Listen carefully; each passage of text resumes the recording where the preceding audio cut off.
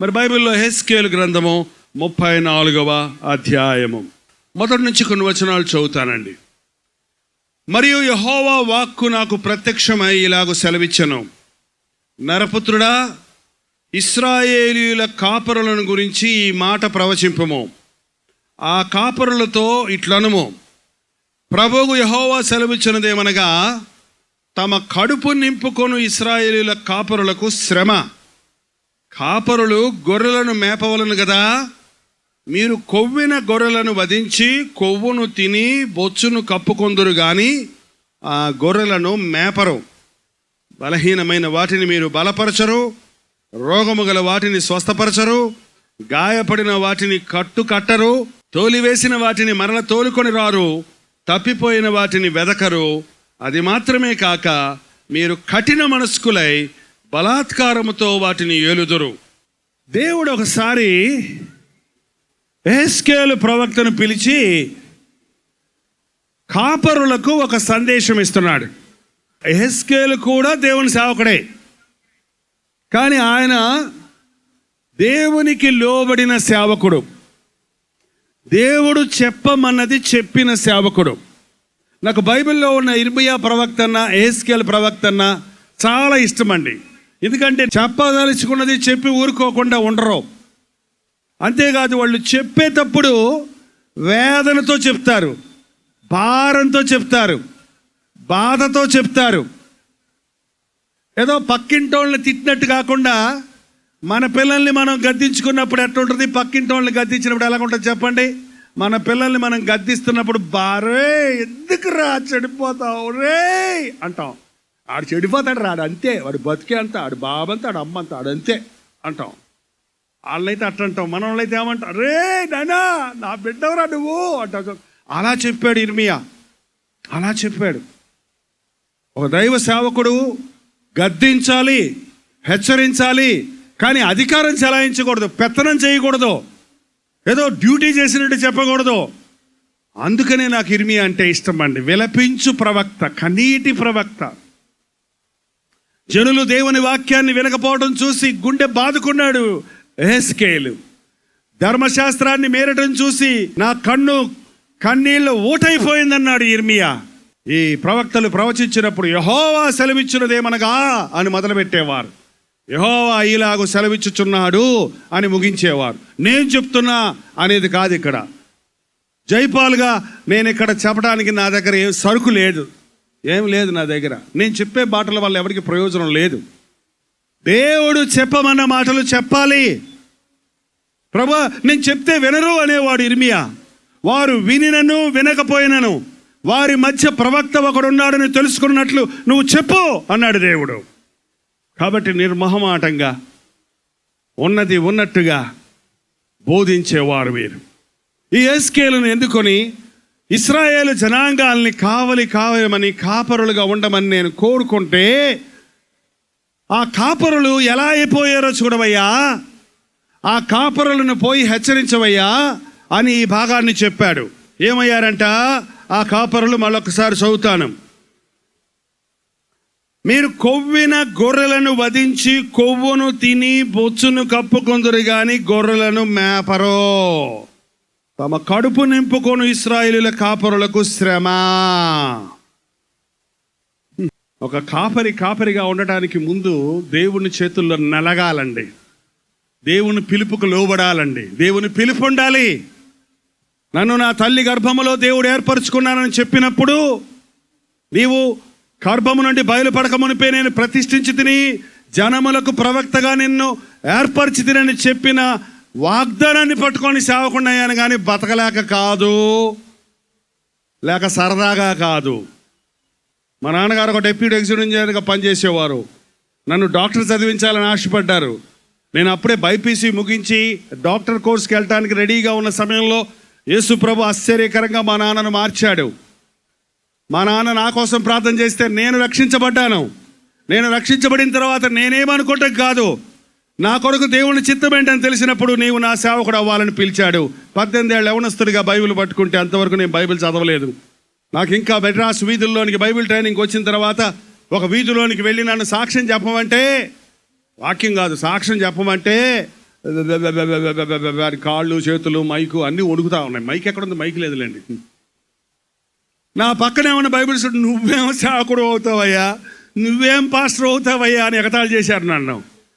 కానీ అంచెలంచెలుగా దేవుని మాటకు లోబడి నన్ను నేను నలగొట్టుకొని నా అహాన్ని విడిచి, నా యవన కాలపు ఇచ్చలను విడిచి దేవుని మందిరములో 10 సంవత్సరములు దేవుని మందిరములో కూలోళ్ళగా మందిరపు పనులు చేసి, మందిరం తుడిసి, మందిరంలో ఉన్న చెట్లకు నీళ్లు పోసి, మందిరంలో ఉన్న పరికరాలన్నీ సరిచేసి చక్కచేసి ఏర్పాటు చేసి నా యవ్వన కాలం బెండ తీశాడు నన్ను దేవుడు.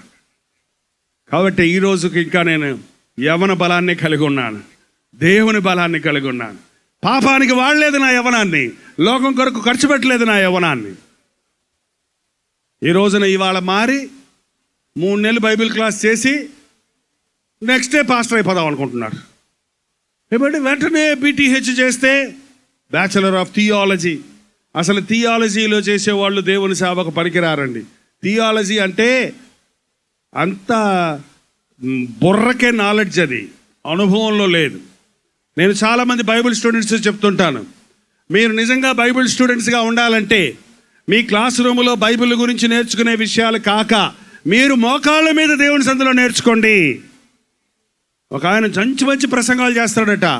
ఆ అబ్బాయిని చూసి, అయ్యా నువ్వు ఏ బైబిల్ స్కూల్లో చదివావయ్యా, ఇంత మంచి ప్రసంగాలు చేస్తున్నావు, అంతేకాదు నీ ప్రసంగం విన్న మనుషులు మారిపోతున్నారు, రక్షించబడుతున్నారు, ఏ బైబిల్ స్కూల్ అడిగితే ఆ అబ్బాయి అడిగిన వాళ్ళని ఇంటికి తీసుకెళ్ళి ఒక మూల చూపించాడంట. ఆ మూల ఒక చిన్న చాప ఉందంట. ఆ చాపకు 2 కంతలు పడిపోయి ఉన్నాయి. అక్కడ 2-3 బైబిళ్ళు ఉన్నాయి. ఎక్కడ నా బైబిల్ కాలేజ్ ఉంటుందో, ఎక్కడ? మోకాళ్ళ మీద నేను బైబిల్ చదివాను. దేవుని సేవ చేయాలనుకున్న వారలారా, మీరు గొప్ప దానిని ఎన్నుకున్నారు, గొప్ప విషయాన్ని ఎన్నుకున్నారు, చెయ్యండి. కానీ దేవుని సేవ చేసేవాడు దేవునికి సేవ చేయాలి. దేవుని సేవకుడు దేవునికి లోబడాలి. దేవుడు చెప్పినది చెయ్యాలి. ఒక సేవకుడు చెప్పిన పని చెయ్యాలి. ఒక సేవకుడిని మన ఇంట్లో పెట్టుకున్నామంటే రై బజారుకు పోవంటే బజారుకు పోవాలి, బ్యాంక్కి వెళ్ళి డబ్బులు అక్కడ వేసిరా అంటే వేసి రావాలి, తీసుకొచ్చుకోవడానికి కుదరదు అతనికి. ఏం చెబుతారో అది చెయ్యాలి. దేవుని సేవకుడు ఏం చెయ్యాలి? ఏం చెబుతాడో అది చెయ్యాలి. కాపరులు సరి లేకపోతే క్రైస్తవులు సరిగా ఉండరు. ఇశ్రాయేలు జనాంగాల్ని కావలి కాయమని దేవుడు కావలి వారిని ఏర్పరిస్తే ఆ కాపరులు స్వార్థపరులైపోయారు. ఆ కాపరులు కావలి మంద ద్వారా వచ్చే పాలు తాగుతున్నారు, మంద ద్వారా వచ్చే లాభాన్ని కోరుకుంటున్నారు, కానీ మందను పోషించరు, మంద కొరకు కన్నీటితో ప్రార్థించరు, మందను హెచ్చరించరు, మందకు బలమైన దేవుని వాక్యాన్ని అందించరు. ఇలాంటి సభలకు గుంపులు వచ్చేస్తున్నారండి. వచ్చిన వాళ్ళు ఎంత ఆకలితో ఉన్నారో మీరు నాకు తెలుసు. ఆకలి అంటే అన్నం తినే ఆకలి కాదు, ఆధ్యాత్మిక ఆకలి.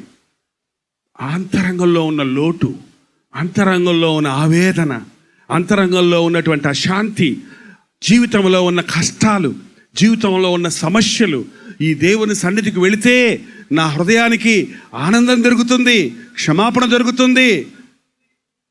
దేవుని వాక్యం ద్వారా నా స్థితిని నేను తెలుసుకుంటాను. నా యేసయ్య నామంలో ఆ సేవకులు నా కోసం ప్రార్థన చేస్తే నాకు విడుదల దొరుకుతుంది, నాకు రక్షణ దొరుకుతుంది, నాకు సమాధానం దొరుకుతుంది అని ఆశతో గుంపులు వస్తున్నారు జనం. కానుకలు ఇవ్వండి. ఈ టీవీ ప్రోగ్రామ్ స్పాన్సర్ చేయండి, టీవీ ప్రోగ్రామ్ స్పాన్సర్. నాకు అక్కర్లే మీ డబ్బులు. నీవు ఈ ప్రోగ్రాం ద్వారా మేలు పొందితే హోటల్కి వెళ్ళి నువ్వు 2 ఇడ్లీ తింటే బిల్లు కట్టు అని నిన్ను ఎవడని అడుగుతారా? నువ్వే అడుగుతావు వాడిని. బిల్లు ఇవయ్యా తొందరగా కట్టి పోవాలి నేను అంటావు, ఎందుకంటే తిన్నావు కాబట్టి. నీవు ఆత్మీయ ఆహారాన్ని మేలు పొందితే ఆ పరిచర్యను పోషించవలసిన అవసరం నీ మీదే ఉంది. నేను అడగాల్సిన పనే లేదు. నువ్వు నిజంగా మేలు పొందితే ఇచ్చి వెళ్ళిపోతావు. అంతేగాని ఏదో ఒక ప్రోగ్రాం స్పాన్సర్ చేస్తే నీ అన్యాయం వ్యాపారం దీవించబడద్దని, పక్కింటి వాళ్ళ మీద నువ్వు కేసు పెట్టి నువ్వే గెలుస్తావని. అన్యాయం నీ పక్కన ఉంది, న్యాయం వాళ్ళ పక్కన ఉంది. 10,000 ఇస్తే న్యాయం నీ పక్క వచ్చేస్తుందా? నాయన పాస్టర్ గారులు వేరే ప్రార్థన చేస్తారు, ప్రభువా సహాయము చేయము.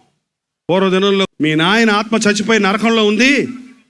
ఆ నరకంలో ఉన్న ఆత్మ పరలోకం పోవాలంటే నువ్వు 10,000 తీసుకొచ్చి ఉండిలో వేస్తే నీ డబ్బులు డుమ్ అని ఇందులో పడగానే మీ నాయన ఆత్మ నరకంలో నుంచి డొమ్మని వెళ్ళిపోయి అక్కడ పడిపోతుంట. అంటే పిచ్చోళ్ళు పాపం మా నాన్నని ఎలాగన్నా బతికిన రోజులు సంతోషపెట్టలేదు, ఎట్టన్నా మా నాన్న పరలోకం పంపిద్దామని డబ్బులు వేసేవాళ్ళంట. ఇప్పుడు కూడా అట్టగా అయిపోయింది మూఢభక్తి. ఒకసారి నరకంలో పడ్డాక 10,000 కాదు, 10 లక్షలు కాదు, 10 కోట్లు కాదు, నువ్వు ఎంత వేదన పడ్డా, ఎంత ప్రయాసపడ్డా, ఇక్కడి వారు అక్కడికి, అక్కడ వారు ఇక్కడికి పోజాలకున్నట్లు మధ్య అగాధము. బతుకున్నంత వరకే ఒక మనిషికి రక్షణ అండి. చచ్చిపోయిన వారు ఆత్మశాంతి కోసం ప్రార్థన చేయమని అడగండి. పాస్టర్ గారిని పిలిచి ప్రార్థన చేయమంటారు.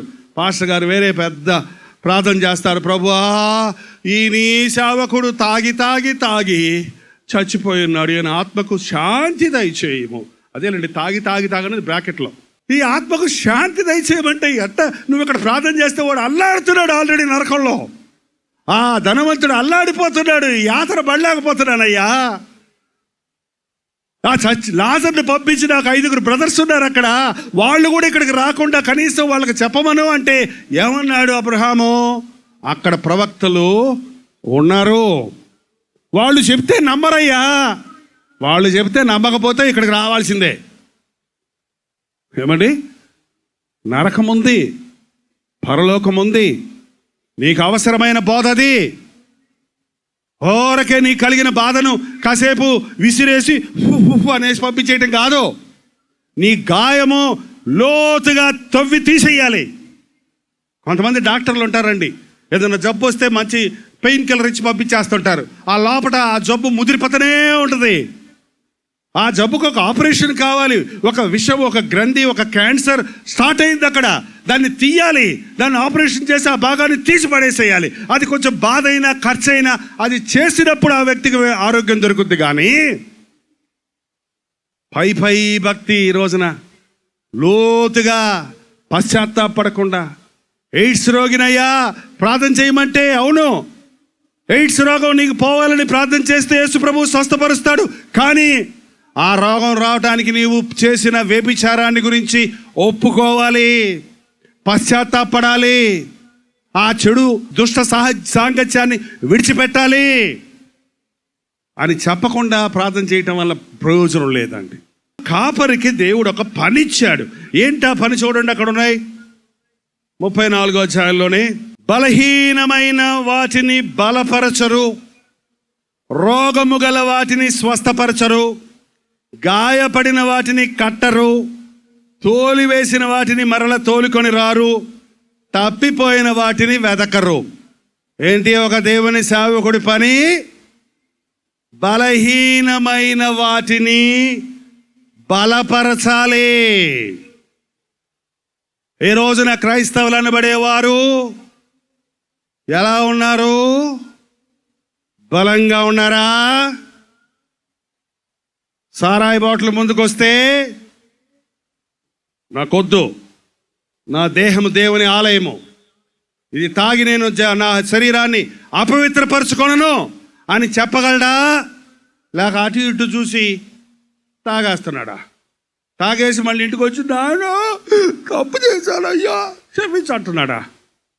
చెప్పండి. శోధన చేయించలేకపోయాను నాయన. ఎంతమంది ఏడుస్తున్నారో తెలుసా? అన్నయ్య ఏం చేయమంటావు? వద్దనుకున్నాను, కాదనుకున్నాను, నా చేత కాలేదు, సైతాన్ని ఎదిరించలేకపోయాను, లొంగిపోయానయ్యా. అమ్మాయి నా ఎంట పడుతుంటే లొంగిపోయానయ్యా, ఆ అబ్బాయి నన్ను విసిగిస్తుంటే లొంగిపోయానయ్యా. నేను కోయర్లో పాటలు పాడతాను, నేను సండే స్కూల్ తీసుకుంటాను, నేను చిన్నప్పటి నుంచి సండే స్కూల్కి వెళ్ళేవాడిని, నీ యూత్ మీటింగ్లో డెడికేట్ చేసుకున్నాను. కానీ శోధన వచ్చినప్పుడు నా చేత కాలేదు. కారణం ఏంటి? బలంగా లేడు. సాతానుని ఎదిరించగలిగిన బలం ఈ రోజున క్రైస్తవులకి లేదు. బోధకుడు ఆదివారం విశ్వాసులు దేవుని మందిరానికి వచ్చినప్పుడు బలమైన ఆహారం పెట్టాలి వాళ్ళకి. బలం రావాలంటే ఏం చేయాలండి? మనం బలం రావాలంటే గంజి తాగితే బలం వస్తుందా? గంజి తాగితే బలం వస్తుందా? బలం రావాలంటే సమీకృత ఆహారము తినాలి. పౌలు అంటున్నాడు, కాలాన్ని బట్టి చూస్తే ఈ పాటికి మీరు బోధకులై ఉండాల్సిన వాళ్ళు. ఏంటి 20 ఏళ్ళ నుంచి క్రైస్తవుడు అంటున్నావు, 10 ఏళ్ళ నుంచి నువ్వు విశ్వాసిని అంటున్నావు, ఎప్పుడో నువ్వు మారానంటున్నావు, సంఘంలో నువ్వే సంఘ పెద్దని అంటున్నావు, నువ్వు ఇంకా బలహీనంగానే ఉన్నావేంటి? కాలాన్ని బట్టి చూస్తే పాస్టర్ గారు లేకపోయినా నువ్వే ప్రసంగం చేయాలి, నువ్వే ప్రార్థన చేయాలి, నువ్వే రోగుల కోసం ప్రార్థన చేయాలి. కానీ నీ జీవితంలో చూస్తే నువ్వే రోగాలతో సతమతం అవుతున్నావు. కారణం బలం లేదు. మీకు బలమైన అన్నం పెట్టాలనుకుంటున్నాను కానీ మీరు పాలునే అపేక్షిస్తున్నారు. పాలు తాగు ప్రతివాడు పసిపిల్లోడు. విశ్వాసులకు ఏం కావాలంటే ఈ రోజుల్లో చాలామందికి, కొంతమంది పిల్లలకండి ఎంత పెరిగినా సరే అన్నం తినరు. 7 ఏళ్ళు 8 ఏళ్ళు వచ్చినా కూడా అన్నం పెడితే తిన్నంటారు. పాల బాటిల్ ఇస్తే మాత్రం తాగేస్తారు ఫుల్గా. వాళ్ళు తాగేస్తారంటే ఈజీగా ఉంటుంది కదా పాలు తాగేయడం అనేది. అన్నం అయితే నమలాలి కదా, నమలాలి, మింగాలి. ఎందుకు వచ్చిన గొడవ? అలాగే ఈనాటి క్రైస్తవ సంఘం ఎలాగుందంటే కొంచెం సారవంతమైన వర్తమానం ఇస్తే నిద్ర వచ్చేస్తుందండి మనుషులకి. కొంచెం బలమైన ఆహారం దేవుని వాక్యంలో నుండి ఇస్తే, ఏంటి బలమైన ఆహారం? ఏంటి? పాలు. పాలు అంటే అద్భుతాలు, ఆశ్చర్యాలు. యేసు ప్రభువుని నమ్ముకుంటే నీ జ్వరం పోతుంది, నీ దగ్గు పోతుంది, నీకు ఆశీర్వాద కార్యాలు చేస్తాడు, నీకు ఆశీర్వాదాలు వస్తాయి, నీ సమస్యలు తీరుతాయి అని చెప్పే ప్రసంగాలు పాలు అండి. అవి పాలు. ఇలాంటి సభల్లో నేను కూడా పాలు ఎక్కువ పోయాల్సి వస్తుంది, ఎందుకంటే పాలు తాగే వాళ్ళే ఎక్కువ ఉన్నారు ఇక్కడ. చాలా కఠినమైన వాక్యం ఇద్దామంటే నాకు వీలు పడటం లేదు, పరిశుద్ధాత్మ నన్ను అనుమతించడం లేదు. కారణం ఇది మిక్స్డ్ కాంగ్రిగేషన్. అందుకని మరి ఒట్టి పాలే పట్టిస్తే మరి మిగిలిన సంగతి ఏంటి? నేను చేతులు ఎత్తమంటే బాగోదు. కానీ 20 ఏళ్ళ నుంచి క్రైస్తవులు ఎంతమంది చేతులు ఎత్తమంటే మీలో సగం మంది పైనే చేతులు ఎత్తుతారండి.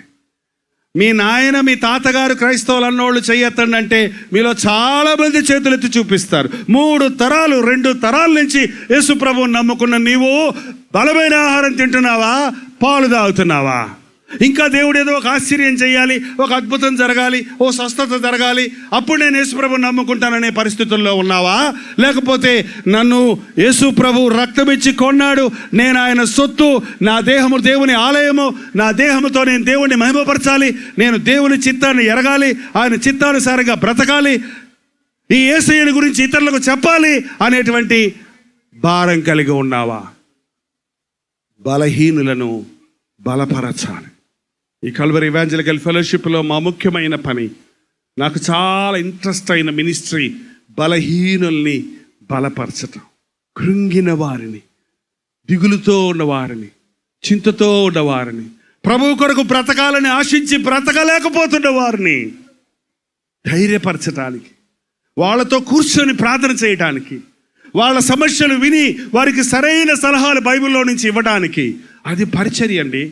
ఒక లెక్చర్ ఇచ్చి వెళ్ళిపోవచ్చు, స్టేజ్ మీద నిలబడి ఒక రిఫరెన్స్ తీసి 1.5 సేపు రాకెట్ లాగా సూటిగా ప్రసంగం చేసేసి ఆమెనని చెప్పి వెళ్ళిపోయి నిద్రపోవచ్చు పాస్టర్. అది కాదు నిజమైన పాస్టర్ పరిచర్య. సంఘములో ఉన్న వారిని, వారి అవసరతలను ఎరగాలి, బలహీనులను బలపరచాలి. ఇలాంటి సభకు బలహీనులుగా వచ్చిన మీరు బలపడి వెళ్ళకపోతే ఈ కల్వరి ఉజ్జీవ సభల దండగెక్కడ? ఇంతవరకు మీరు సాతాన్ని ఎదిరించలేని బలహీనులుగా ఉన్నారేమో, శోధన జయించలేని బలహీనులుగా ఉన్నారేమో. ఆఫ్టర్ ఆల్ చిన్న దురలవాటు, ఆ యొక్క సారాయికి నో చెప్పలేని పరిస్థితుల్లో ఉన్నారేమో. నిన్ను వెంటాడుతున్నటువంటి ఒక పరస్త్రీని ఛీ నోరు మూసుకో అని చెప్పలేని పరిస్థితుల్లో మొహమాటానికి పోతున్నారేమో. ఎంతమంది అండి ఈ రోజున? జార స్త్రీ ఇంటి వద్దకు వెళ్ళకో, దాని పెదవులతో మాట్లాడే తీయని పలుకులకు లొంగకో, అది గాయపరిచి పడద్రోసిన వారు అనేకులు. ఎంతమంది ఇది నాన్న? ఇంతకుముందు జార గృహాలు సపరేట్గా ఉండేవి. ఈ రోజున చూస్తేనండి ఈ జార గృహాలు కాదు, అనేక మంది జారత్వంతో నిండి ఒక వేశ్య కంటే అసహ్యకరంగా ఈ రోజున వివాహమైన వారు యవ్వనస్తులు ప్రవర్తిస్తూ ఉన్నారు. ఈ లోకంలో నీ భార్య తప్ప ఈ లోకంలో ఉన్న స్త్రీలందరూ నీ తల్లి లేక నీ సహోదరి. ఆ మనసు నీలోకి వచ్చినప్పుడు నీకు వేరే ఆలోచనకు చోటు లేదండి. నీ భర్త తప్ప ఈ లోకంలో ఉన్న వారందరూ నీ తండ్రి సమానులు, నీ సహోదర సమానులు అనే భావం కలిగి ఉన్నప్పుడు శోధన నీవు చేయించగలుగుతావు. వ్యభిచారము చేయవద్దన్న మాట మీరు విన్నారు కదా.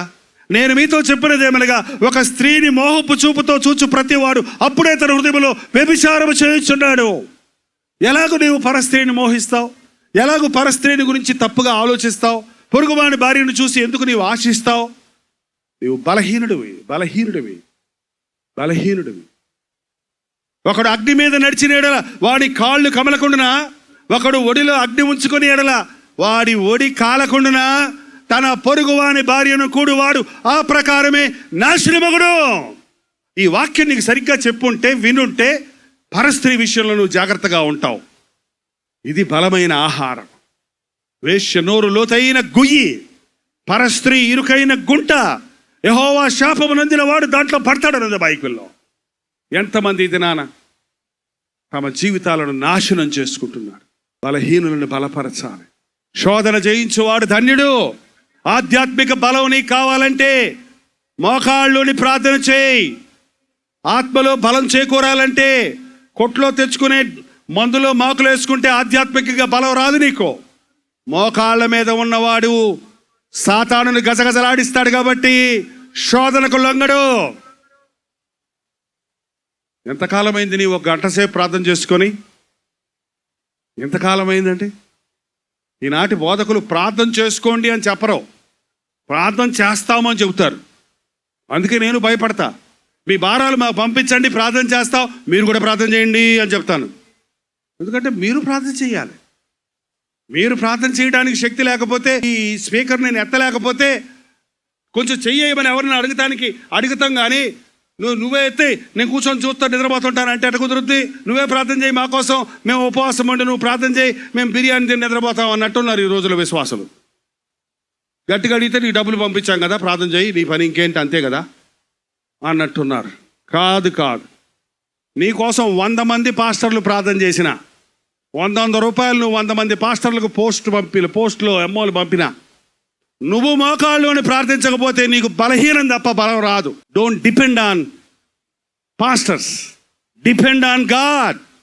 దేవుని మీద నమ్మకం ఉంచు, దేవుని మీద ఆధారపడు, మోకరించి ప్రార్థన చేయి.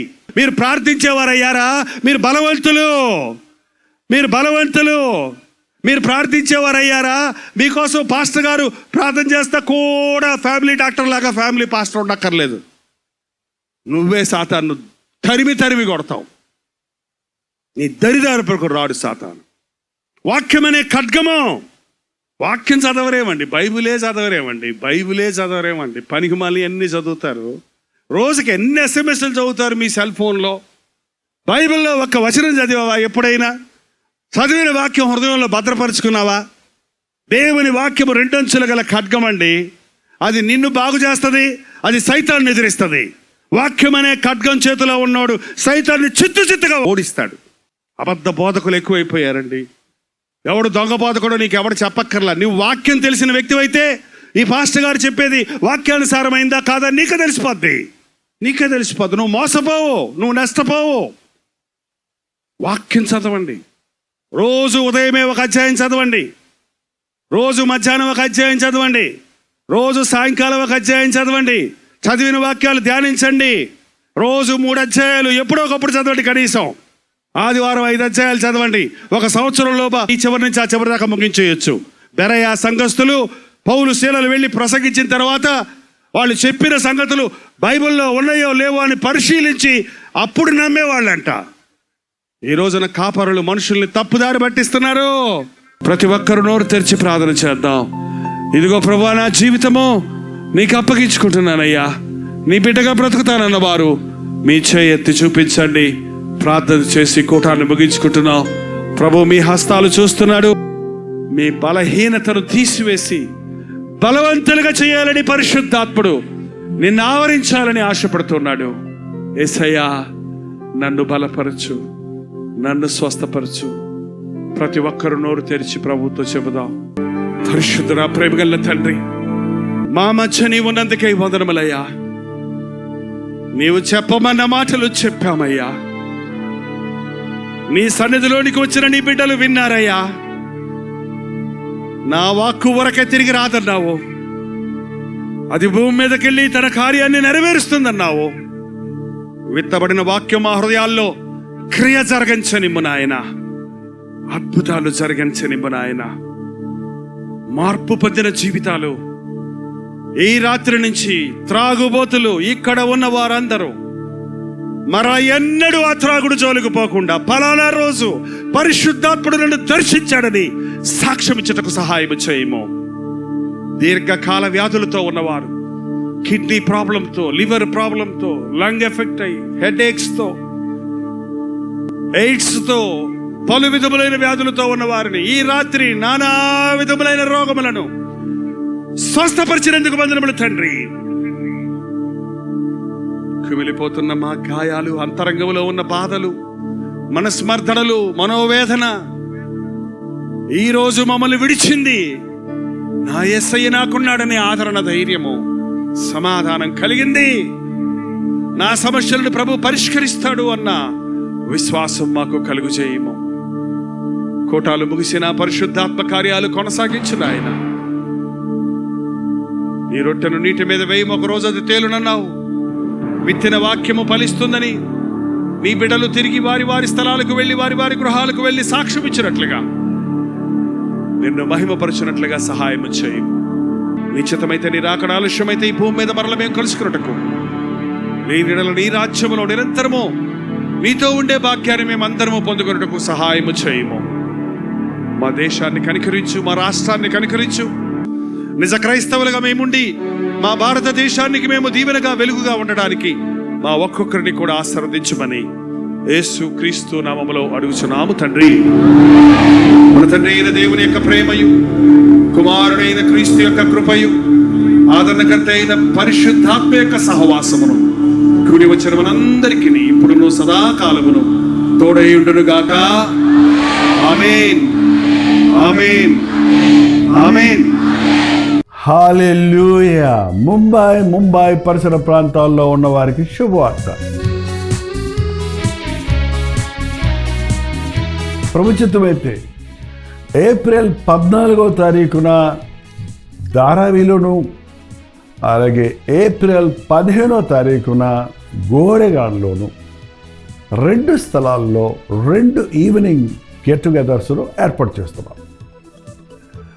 హిందీలో వాక్యం వింటున్న మిమ్మల్ని, తెలుగు వారిని, తమిళ వారిని, ఇతర భాషల వారిని కూడా వాక్యం ద్వారా బలపడుతున్నటువంటి మిమ్మల్ని ముఖాముఖిగా చూడాలని, మీకోసం ప్రార్థన చేయాలని ఆశతో దేవుని సన్నిధిని మనమందరం అనుభవించి ప్రభు ఇచ్చే సందేశాలను ఆలకించడం ద్వారా, ప్రభువును స్తుతించి ఆరాధించడం ద్వారా గొప్ప ఉజ్జీవాన్ని చూడాలని ప్రార్థనిస్తున్నాం. మీరును ప్రార్థన పూర్వకంగా రండి. గమనించండి, ఏప్రిల్ 14వ తారీఖు ధారావిలో మార్నింగ్ స్టార్ స్కూల్లో సాయంత్రం 10 గంటల నుంచి సాయంత్రం 6 గంటల నుంచి 10 గంటల వరకు ఒక సెషన్. అలాగే 15వ తారీఖు బుధవారం సాయంత్రం 6 గంటల నుంచి 10 గంటల వరకు గోరెగాన్లో మరొక గెట్ టుగెదర్ ఏర్పాటు చేస్తున్నాం. మీకు ఏది అనుకూలమో లేక 2 స్థలాలకి వచ్చి పరిపూర్ణంగా దీవించబడండి. ధారావి చిరునామా గమనించండి. Morning star school near Sion railway station, Dharavi, Mumbai.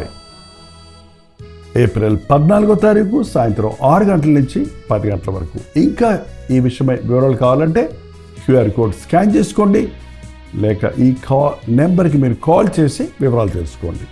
అలాగే ఏప్రిల్ 15వ తారీఖు గోరెగాన్లో మహారాష్ట్ర విద్యా హాల్, మోతీలాల్ నగర్, గోరెగాన్ వెస్ట్, ముంబై. సాయంత్రం 6 గంటల నుంచి 10 గంటల వరకు మాత్రమే రండి. ముఖాముఖిగా మీరు చూడటానికి, మీకోసం ప్రార్థించడానికి అవకాశాన్ని కలుగజేయండి. ఈ 2 రోజుల గెట్ టుగెదర్లు ఏర్పాటు చేస్తున్నాం. ఈ విషయాలు గుర్తుపెట్టుకోండి. రండి, మీ స్నేహితుల్ని, బంధువుల్ని అందరినీ ఆహ్వానించండి. అత్యధికమైన దీవెనలు పొందండి. తప్పకొస్తారు కదా.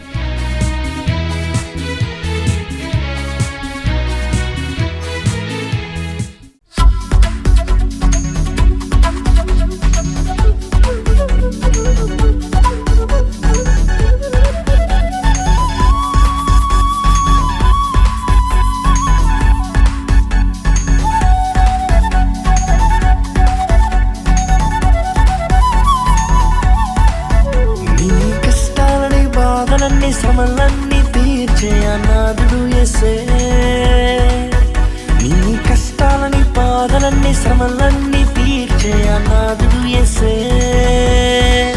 ఆది నుండి ఉన్నవాడు ఆ దేవుడు, అద్భుతాలు చేసేవాడు నా యేసుడు. ఆది నుండి ఉన్నవాడు ఆ దేవుడు, అద్భుతాలు చేసేవాడు నా యేసుడు.